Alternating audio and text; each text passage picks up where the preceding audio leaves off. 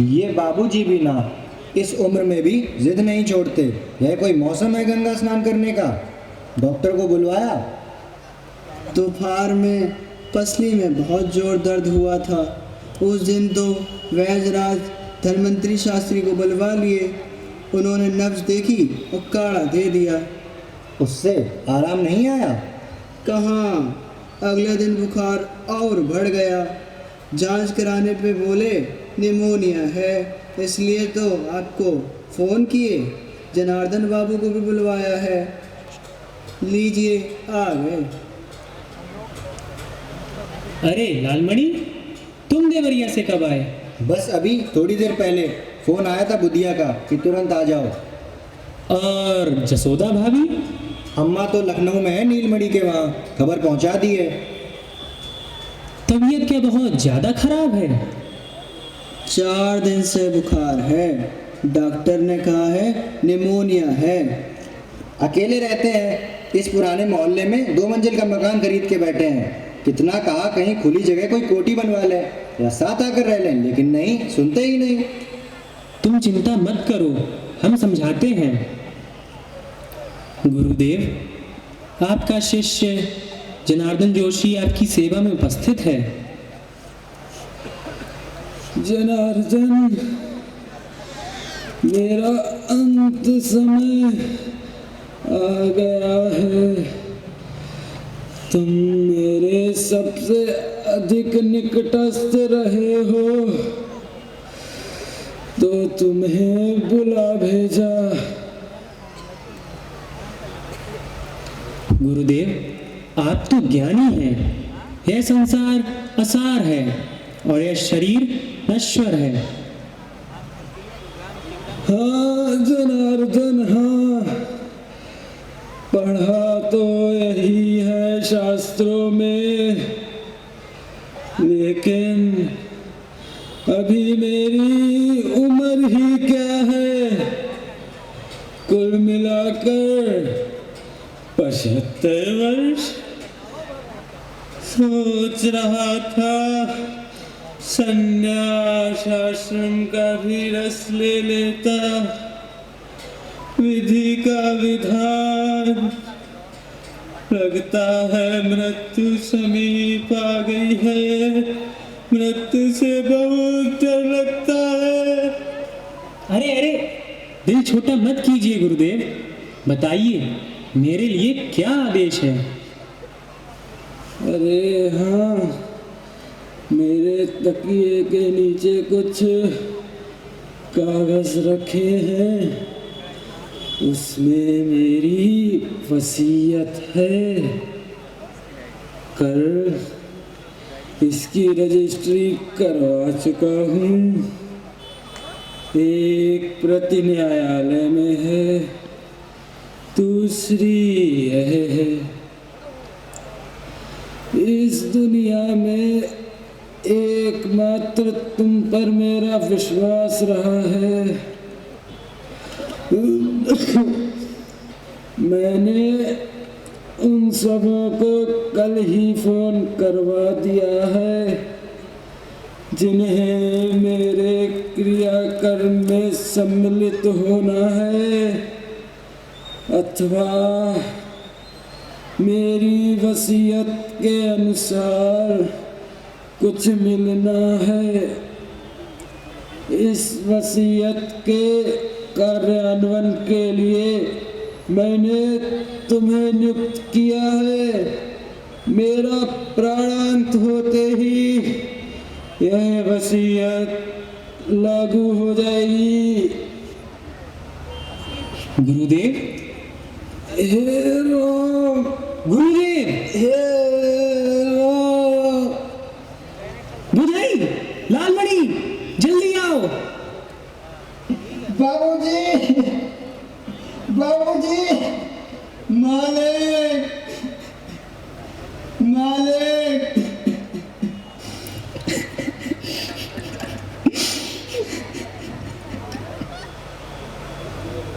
बेचारे गुरुदेव, जीवन की अमरता का पाठ पढ़ाते पढ़ाते मृत्यु के उपसंहार में चले गए।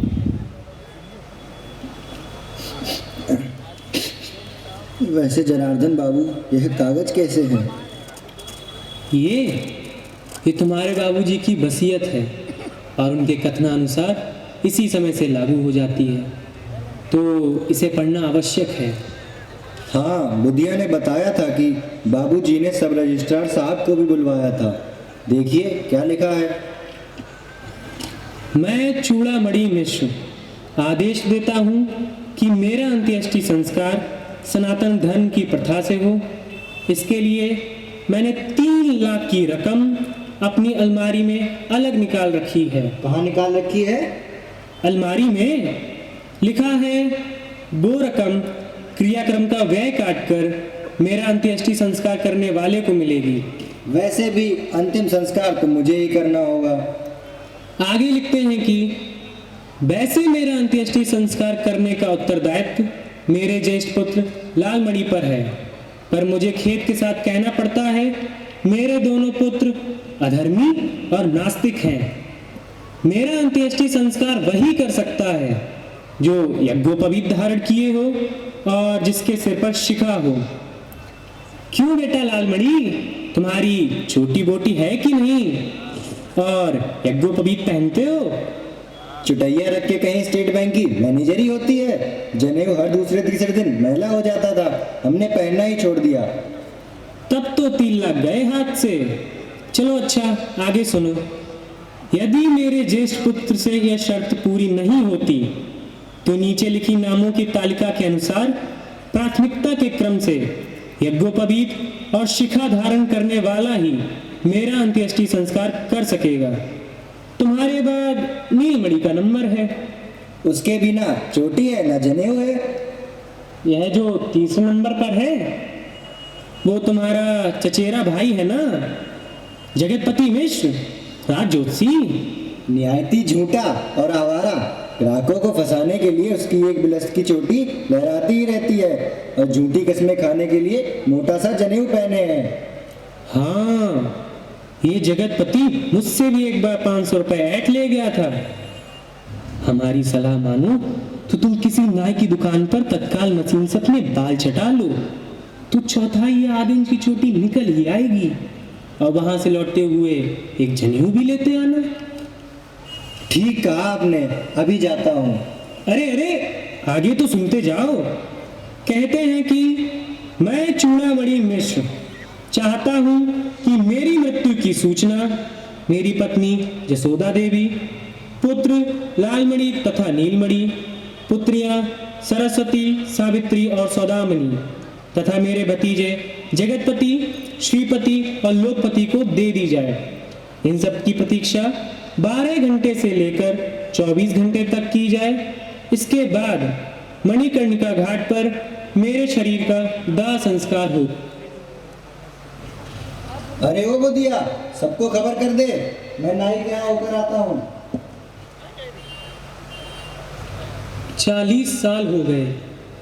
हिंदू विश्वविद्यालय के दर्शन विभाग में हम दोनों की साथ नियुक्ति हुई थी। आचार्य चूड़ामणि रीडर बने थे और हम लेक्चरर। पूरे विश्व में भारतीय दर्शन के विशेषज्ञ माने जाते हैं। प्रकांड पांडित के ग्रंथों से लेकर बीए की पाठ्य पुस्तकों तक अनेक ग्रंथों की रचना की। ना जाने कितनी कमेटियों के सदस्य थे। विश्वविद्यालय उन्हें अपने यहाँ परीक्षक बनाकर अपने को धन्य समझता है, पर थे बड़े कट्टर किस्म के ब्राह्मण। हमारे घर की बनी हुई चाय भी उन्होंने कभी नहीं पी, लेकिन मृत्यु सब बराबर कर देती है।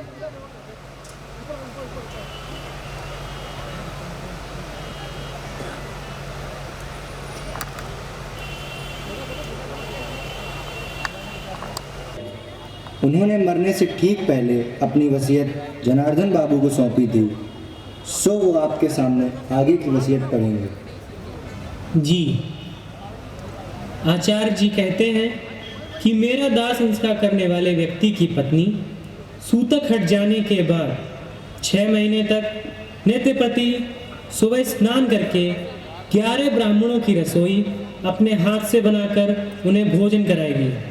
क्या दिमाग खराब है? जाड़े में सुबह स्नान करके 11 ब्राह्मणों की रसोई? सच कहती हूँ, बाप तुम्हारे बुढ़ापे में पूरे पगला गए थे। यदि वो इससे इनकार करती है तो क्रमानुसार यह काम दूसरी वधू को दिया जाएगा। क्या? मैं? यदि वो भी इनकार करे तो मेरी लड़कियां ये जिम्मेदारी ले सकती हैं। इस काम के लिए मैं 1.25 लाख रुपए की रकम निश्चित करता हूँ। पिताजी का आदेश वेदवाक है मेरे लिए। जी नहीं करती हैं तो ना करें, मैं उनकी इच्छा की पूर्ति करूंगी। आए हाय, बड़ी आई इच्छा की पूर्ति करने वाली। जिंदगी में कभी रसोई बनाई है? लखनऊ में बैरों से खाना बनवा कर खाती है। मैं तो अक्सर अपने घर में रसोई खुद ही बनाती हूँ। जहाँ 6-7 आदमियों की रसोई बनाती हूँ, वहाँ 11 आदमियों की रसोई बना लिया करूँगी। 6 महीने की तो बात है। अच्छा, यह तो नहीं लिखा है कि गर्म पानी से स्नान ना किया जाए? यह शर्त लगाना भी भूल गए। बस, फिर मुझे ये स्वीकार है। अब आगे पढ़िए। अरे ऐसे कैसे? अभी अभी तो बापूजी बुढ़ापे में पगला रहे थे, अब क्या हुआ? 1.25 लाख में हो गया इलाज। देखो, बता दे रही हूँ, तमीज से बात करो, वरना। ठीक है, यह इनकार भाभी जी का है, पर मधुरिमा पर ये इल्जाम अनुचित है। मधुरिमा ने 50-50 आदमियों का भोजन अकेले अपने हाथ से बनाया। भाभी जी को अपने शब्द वापस लेने चाहिए। अरे हटो, मैं नहीं लेती अपने शब्द वापस। जो भी कहा है सच ही कहा है। अच्छा, मैं नीरजा के शब्द वापस लेता हूँ। अब आप आगे पढ़िए। मैं चूड़ामणि मिश्र अपनी पत्नी जसोदा देवी से जीवन भर परेशान रहा। अत्यंत आलसी, चटोरी और लापरवाह स्त्री है ये। मैंने तो दाल भात और सत्तू खाकर जीवन बिता दिया, लेकिन यह महारानी मुझसे छिपाकर प्राय नित्य ही रबड़ी, मलाई और मिठाई खाती है। हाय राम, ये सब लिखा उस बुढ़ऊ में? कैसे आदमी के पल्ले पड़ गई मैं? इसे तो नरक में भी जगह ना मिलेगी। घर वालों को सताकर जमा जगह इकट्ठी करता रहा। नाश हो इसका। माए क्या कह रही हो? हाँ, अब क्या मिलेगा उन्हें भला बुरा कहकर। जोशी जी, आप आगे पढ़िए। मेरी मृत्यु के बाद उसे मेरे पुत्रों पर निर्भर रहना पड़ेगा, जो अपनी जोरुओं के गुलाम हैं। यह मेरी पुत्र बधुएं इसे भूख को मार देंगी और इसकी बिगड़ी हुई आदतों के कारण इसे भयानक कष्ट होगा। इसलिए मैं जसोदा के नाम 15 लाख रुपए छोड़ता हूँ, जिसके ब्याज पर यह मजे में जिंदा रह सकती है।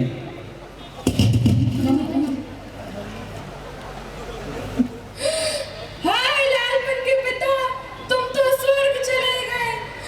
लालपन के पिता, हमें इस नरक में छोड़ गए। हमें क्षमा करो, अनजाने में हमसे जो अपराध हो गया। हाय लालपन के पिता। ये सब कारण बाद में कीजिएगा, अभी तो वसीयत पड़ी जा रही है। मैं चूड़ामणि मिश्र अपनी पुत्री सरस्वती के पति ज्ञानेंद्र नाथ पाठक से अत्यधिक खिन्न हूँ। 1 हफ्ता पहले मैंने एक खबर पढ़ी थी कि ज्ञानेंद्र नाथ पाठक के विरुद्ध 55 लाख रुपए गबन की इंक्वायरी बैठाई गई है। इसका अर्थ यह है ज्ञानेंद्र नाथ पाठक बेईमान और रिश्वतखोर है। बुढ़ो हमेशा से बदमिजाज और बदजवान रहे हैं। मरने से पहले दिमाग भी खराब हो गया था। चलो, इस घर में मेरा दम घुट रहा है। अरे सुनिए तो। नहीं, चलो। अरे जोशी जी, 5वां अनुच्छेद पूरा कीजिए। और अगर ज्ञानेंद्र नाथ पाठक पर इंक्वायरी बैठ गई तो बहुत संभव है इसकी नौकरी जाती रहे, इसे शायद सजा भी हो जाए। इस सब में इसके पाप की कमाई भी नष्ट हो सकती है। इसलिए मैं सरस्वती के लिए 10 लाख रुपए छोड़ता हूँ। देखा?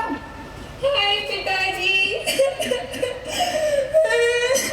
कोई बात नहीं सरस्वती, इनकी तो आदत ही ऐसी थी। मैं चूड़ामणि मिश्र अपनी दूसरी लड़की सावित्री से हमेशा संतुष्ट रहा हूँ। अत्यंत सुशील, विनम्र रही है। भगवान की इस पर कृपा है।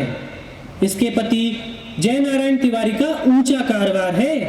आटे की मिल, तेल की मिल, और अब वह शक्कर की मिल भी खोल रहा है। सावित्री और जयनारायण को मेरा शत शत आशीर्वाद। वसीयत के अनुसार हमें कुछ मिलेगा भी या नहीं? यह तो उन्होंने नहीं लिखा है। छठा अनुच्छेद समाप्त हो गया, केवल आशीर्वाद ही दिया है उन्होंने। देखा, पिताजी हमेशा हम लोगों से जलते रहे, हमारी संपन्नता का बखान करते रहे। उन्हें क्या पता कि इस साल ही हमें 18 लाख रुपए का नुकसान हुआ है। क्यों घर का कच्चा चिट्टा खोल रही हो? घाटा हुआ है तो हमें, कोई भला आदमी इस घाटे को पूरा कर देगा क्या? आप आगे बढ़िए। मैं चूड़ामणि मिश्र अपनी छोटी लड़की सौदामिनी का मुंह नहीं देखना चाहता। यह मेरे नाम को कलंकित कर रही है। बाल कटे हुए, अंग्रेजी में बात करती है। मुझे तो यह भी बताया गया है कि यह कभी कभी सिगरेट और शराब भी पी लेती है। यद्यपि मुझे इस पर विश्वास नहीं होता। Oh God, what rubbish is this? ये सब छोटी जीजाजी की हरकत है। वह हमेशा पिताजी के कान भरते रहे, तभी पिताजी ने मुझे कभी अपने यहाँ नहीं बुलाया। अरे उन्हें बचाओ, वैसे जीवन उनकी जान ले लेगा। क्यों बे? हमारे यहाँ आकर स्कॉच विस्की मांगता है और पीठ पीछे चुगली करता है।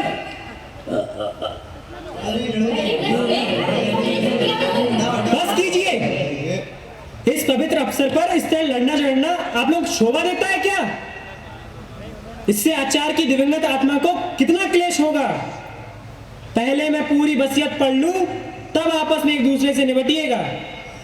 अभी 7वां अनुच्छेद समाप्त नहीं हुआ है, लेकिन इस समय मुझे लगता है मुझसे सौदामिनी के प्रति अन्याय हो गया है। एक पतिव्रता स्त्री को जो करना चाहिए वही सब वह कर रही है, और मैं सजीवन पांडे को भी दोष नहीं दे सकता। फौज में बड़ा अफसर है, चीन की फौज से लड़ा, पाकिस्तान की फौज से लड़ा, फिर भी जिंदा बचा हुआ है। लेकिन मृत्यु की छाया उसके सिर पर मंडराती ही रहती है, और इसलिए वह खुलकर मांस मदिरा का सेवन करता है, खुले हाथ खर्च करता है। पास में पैसा नहीं। अगर वह मर जाएगा तो सौदामिनी और उसके बच्चों को भीख मांगने की नौबत आएगी। इसलिए मैं इनके लिए 10 लाख रुपयों की व्यवस्था करता हूँ। धन्य हो पिताजी, तुम निश्चय ही स्वर्ग में जाओगे।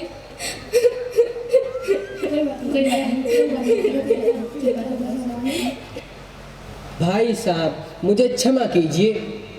आपकी ही वजह से पूज्य पिताजी से हमें 10 लाख रुपए की रकम हाथ लगी। मैं चूड़ामणि मिश्र अपने भतीजे जगतपति मिश्र राजजोशी के कष्टों से भली भांति परिचित हूँ। इसके पास कोई बैठक नहीं है, इसलिए ग्राहक खुद इसके यहाँ नहीं फंसता। इसे घूम फिरकर ग्राहकों को फंसाना पड़ता है। बावजूद अपने झूठ और आडंबर के यह अपना पेशा नहीं चला पा रहा। अपने संकट मोचन के मकान का ऊपरी खंड मैं जगतपति मिश्र को देता हूँ, साथ ही 5000 रुपयों की रकम, जिससे ये अपना एक साइन बोर्ड बनवा ले, एक टेलीफोन लगवा ले और अपने पेशे योग्य पीताम्बर आदि वस्त्र खरीद ले। चाचा जी की जय हो। हमारे लिए सिर्फ इतना ही। पहले हैसियत बना लो, फिर लखनऊ आना। वहाँ ज्योतिषियों की बड़ी पूछ है, हम तुम्हें काफी रकम पैदा करा देंगे। यह सब बातें बाद में, अभी तो वसीयत का क्रम चल रहा है। हाँ, तो नमानुच्छेद इस प्रकार है। मैं चूड़ामणि मिश्र अपने भतीजे श्रीपति मिश्र से अत्यंत संतुष्ट हूँ। हाई स्कूल पास होने के बाद ही वह राजनीति में आ गया, और राजनीतिक नेताओं की चमचागिरी करके वह खाने पीने भर के लिए झटक लेता है।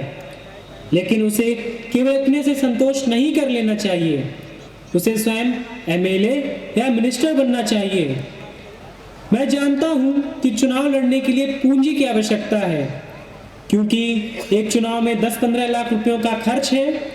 मैं श्रीपति मिश्र के लिए 5 लाख रुपयों की व्यवस्था करता हूँ, ताकि वह अगला चुनाव लड़ सके। अपनी मक्कारी, छल कपट और गुंडागर्दी के बल पर श्रीपति अपने प्रदेश का ही नहीं भारतवर्ष का बहुत बड़ा नेता बन सकेगा। चाचा जी, आपने मेरे चरित्र पर जो लांछन लगाया है वह सरासर अपने भ्रम के कारण, लेकिन मैं आपकी आज्ञा का पालन जरूर करूंगा। तो 10वां अनुच्छेद इस प्रकार है। मैं चूड़ामणि मिश्र अपने भतीजे लोकपति मिश्र का आदर करता हूँ।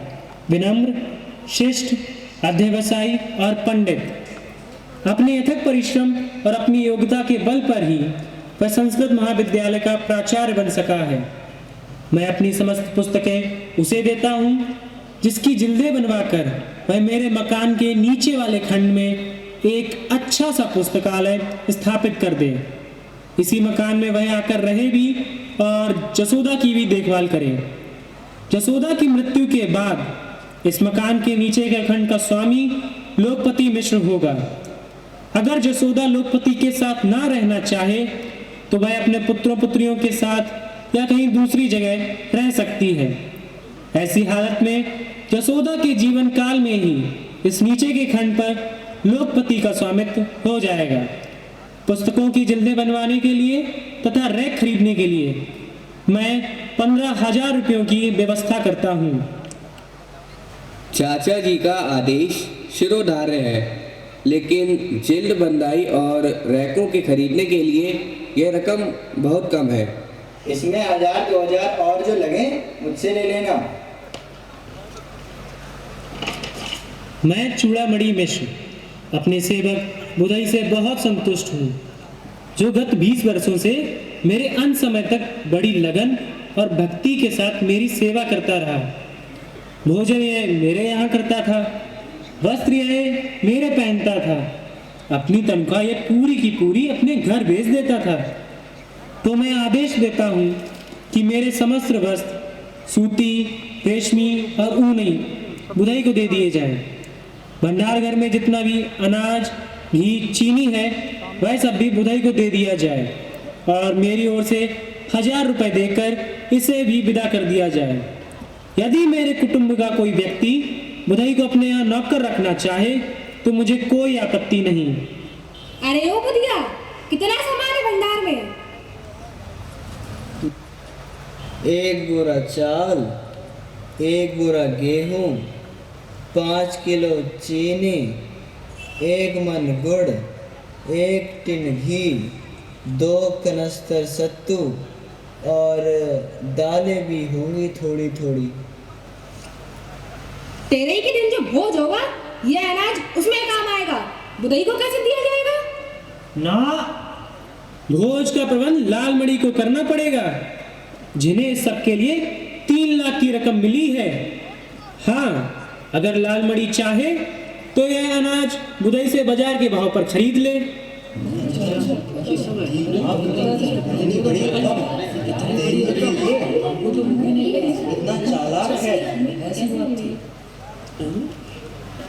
ये सब बाद में देखा जाएगा, अभी आप वसीयत का शेषांश पढ़िए। मैं चूड़ामणि मिश्र अपने मकान के रूप में अचल संपत्ति तथा बैंक में जमा 75 लाख रुपयों की चल संपत्ति का स्वामी हूँ। यह 75 लाख की रकम पिछले अप्रैल मेरे नाम थी। ब्याज लगाकर यह रकम अब और बढ़ गई होगी। संभवतः इस राशि पर मृत्यु कर भी देना होगा। तो मृत्यु कर देने के बाद जो रुपया बचे उसमें से इस वसीयत में निर्धारित राशियां बांट दी जाएं और जो बचे वह बराबर बराबर भागों में लालमणि और नीलमणि में वितरित हो जाएं।